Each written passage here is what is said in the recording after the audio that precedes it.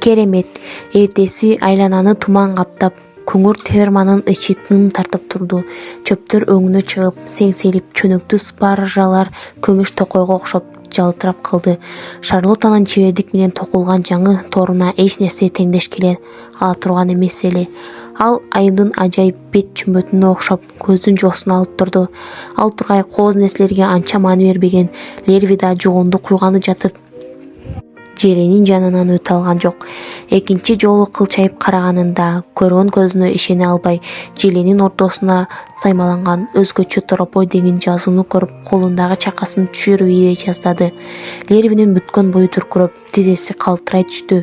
Ал көзүн ушалап туруп, желени кайра жакшылап карады да: "Кудай, өзүң колдой көр, көзүмө көрүүчү көрдүп жатабы?" деп кубаранып, жерге тизелеп отура калып, шатыратып дуба айта баштады.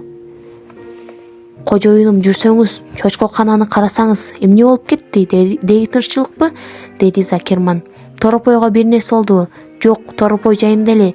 Андан көрө жүрсөңүз, өз көзүңүз менен көргөнүңүз жакшы." Алар үн катпай этишип, кепенин жанында келгенде Лерви Закерманга жүргөмүштүн желесин көрсөттү. "Көрдүңүзбү?" деди Лерви. Закерман сыйкырлап койгон өмөдөй желенин ортосундагы өзгөчө торопой деген жазууну окуду. Экөөнүн тең төбө чачтары тик туруп, денелерин калтырак басты. Ары жакта түнү менен иштеп, жаңы эле көзүн ушалап ойгонуп аткан Шарлотта буларды көрүп, кыткылыктап күлүп атты. Желенин маңдайында турган уюлбурду көрүп, Лерви: "Өзгөчө торопой дечи?" деп күбөрөнүп койду. "Өзгөчө торопой" деп Закерман мырза Лервинин артынан кайталады да, экөө тең уюлбурдан көздөрүн албай телмирип тиктеп турушту. Бир маалда экөө тең баштарын өйдө көтөрүп, желедеги Шарлотаны карай башташты. "Сенин оюңча жүргөмүш" деп сөз баштап, Закерман теңселип үйдү карай жөнөдү. "Эдит", деди ал калтыраган үн менен, "кел отурсаң, биз бир шумдук нерсе көрдүк." Закерман айым түшүнө албай отуручка отурганда өңү тамдай бозоруп кетти. "Эдит, биздин торопоюбуз табышмактуу экен." Закерман айым жубайынын кебинин түркүнүнө түшүнө албай, өңү андан бетер өзгөрө түштү. "Гомер", деди Закерман айым. "Сен өзүңдү жакшы эле сезип турасыңбы? Сага эмне болду?" "Мен чын эле айтып атам, Эдит", деди Закерман. "Биздин торопоюбуз башкалардан өзгөчө экен." "Эмнеси өзгөчө экен?" деп Закерман айым өзүнө келе түштү. "Кудайдан бизге бир сырдуу белги болду", деди Закерман. "Кепенин кире беришиндеги чоң желени көрдүң беле? Бүгүн эртең менен Лерви кирип баратып, туман болуп, кепенин ичи күңүрт тартып тургандыктан желе дароо көзүнө урунуптур. Желенин ортосундагы даана саймаланып токулган өзгөчө торопой деген жазууну көрүп чочуп кетиптир. Мен да барып өз көзүм менен көрдүм. Чындап эле биздин торопой элдикинен башкача болгондуктан жараткан бизге бир белги жиберген көрүнөт. Ошондой дечи", деди Закерман айым. "Бүгүн сол бутуң менен тургансың го, таң атпай сага эмне болду?" "Менимче, бул жерде торопойдун тиешеси жок.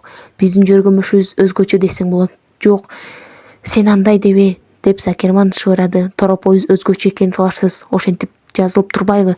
"Балким өзгөчөдүр", деп Закерман айым кол сунуш болду. "Бирок мен жөргөмүштү өзүм барып көрөйүнчү. Кадимкидей эле бооз жөргөмүш", деди Закерман. Закермандар этишип, чочко кананын жанына келишти. "Көрдүңбү, Эдит, кадимкидей эле жөргөмүш экенби?" деди Закерман. Бир сааттан ашык убакыт бою Лерви кожоюн аялы менен келишип, желедеги жазууну кайталап окуп, кайра уюлбурду карап түшүнө албай турушту. Мынтип тыш тараптан көңүл бурулганы уюлбурга маңыйдай жагып турду. Шарлотта болсо өзүнүн амалына куштарланып сыртынан байкап атты. Ал тыптынч бир ордунан жылбай, кожоюндардын ар бир сөзүнө кулак түрүп отурганда, желенин ортосундагы торопой деген жазуунун дал өзүнө кичинекей чымын келип урунуп чыга албай калды. Шарлотта желе менен ылдый түшүп, чымынды жипке ороп четке чыгарды. Бир аздан кийин туман тарап, желедеги жазуу кургап, күнгө чагылышып көрүнбөй калды. Кожоюндар үйлөрүнө кайтып баратып, Закерман артына кылчайып торопойду карап койду. "Лерви", деди Закерман, "биздин торопой мыктылардын мыктысы. Чоңойгондо сонун каман болот деп мен дайыма айтчу эмес белем? Далысын байкадыңбы? Мыкты торопой болот деп мен эчеге эле айткам", деди Лерви. "Мен да сонун каман болорун байкагам." Үйгө кирип, Закерман жумушка кийген кийимдерин чечип, эң жакшы көргөн костюмун кийип, машинасына олтурду да чиркөөгө жөнөдү. Фермада болгон укмуштуу окуяны айтып берип, 1 саат дегенде анан кайтып келди. "Азырынча бул керемет тууралуу 4 киши гана билет. Алар мен, аялым Эдит, Лерви, анан сиз", деди Закерман Попко. Башка эч кимге ооз ачпаңыз, деди Поп. Биз азырынча бул сырдын түйүнүн түшүнө элекпиз. Кийинки жекшембиге чейин ойлонуп көрөйүн. Бирок торопоюңуз чындап эле элде жок, өзгөчө экен. Диний чогулушта биздин аймакта пайда болгон укмуштуу жаныбар тууралуу сөз козгойм. Торопоюңуздун аты барбы? Бар. Жээним ага Уилбур деген ат койгон. Өтө кыялкеч, кызык кыз. Ал дайыма оюнан бир нерселерди чыгарып айта берет. Бул торопойду ошол жээним бөтөлкө менен сүт берип жүрүп мал кылган. Бир ай болгондо аны мен сатып алгам, деп сөзүн бүтүрдү да Поп менен кошо айтышып сыртка чыкты. Бирок мындай жаңылык жерге жатпайт эмеспи? Экинчи жагынан сырды эч кимге айтпай иште катып жүрүү кыйын болгондуктан жекшембиге жетпей эле бул кабар бүтүн аймакка желдей тарады. Эки кишинин бири Элизакермандын үйүндө желедеги жазуу сымал белги болуп, коросунда табышмактуу торопой пайда болгону тууралуу кеп кылып жатышты. Бир топ чакырым алыс жерден эринбей торопойду көрүп, желедеги жазууну окуп кетүү үчүн элдер чурулуп келе баштады. Закермандардын фермасына кеткен жолдо эртеден кечке ар түрдүү машиналар тынбай өтүп турчу болду. Форд маркасындагы машинадан тартып Chevrolet, Buick, пикап, Plymouth, гидроматикалык өткөрүүчү бар Десото жана ракетанын кыймылдаткычы салынган Oldsmobile машинасына чейин көрүүгө мүмкүн эле. Укмуштуу торопой тууралуу кабар өзөнгө адырларга чейин угулуп, ал жактагы фермалар арабалар менен келишип бир нече саат күткөндөрүнө кайыл болуп, көрүү үчүн кезек күтүп турушчу болду. Элдер бир ооздо мындай торопойду өмүрү көрбөгөндүгүн, ал чындап эле кереметтүү экенин айтып жатышты.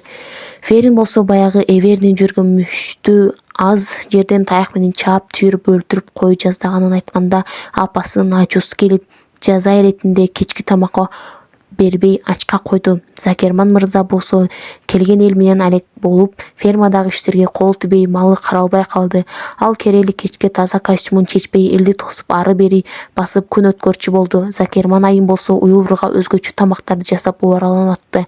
Лерви болсо чачын тегизетип, сакал-мурутун алып, таза кийинип алып, элдин көзүнчө тамак бергенде негизги жумуш кылып алды. Эми Закерман мырза торопойго күнүнө 3 жолу эмес 4 жолу тамак берүүнү буйрук кылды. Кожоюндар ферманын иштеринин баарын калтырып, ал тургай Закерман айым салаңдап бышып турган черникадан кыям жасоону унутуп койду. Жүгөрүнүн түбүн жумшартканга Лервинин колу тийбей жатты.